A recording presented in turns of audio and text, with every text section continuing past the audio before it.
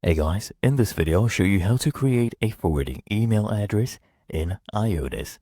The first thing I want you to do is log into IONOS dashboard, come to the top, click on menu, and then from this list of options, click on email.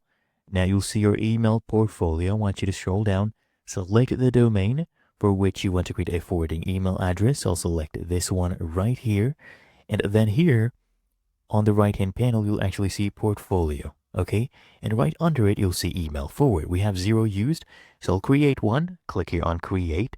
And then what I want you to do is type in the first string, okay, for whichever domain you want to create a forwarding email for.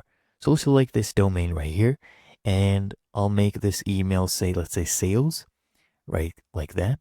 And then what email do you want to forward these to? I'll actually use this one right here.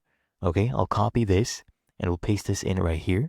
So whenever someone sends an email to sales@answersap.co.uk, it'll send it to this email as well. Okay, so you just come here, click on save, and you can see right here, we can now use our new email address. This will just be used for forwarding. Okay, it's a forward email.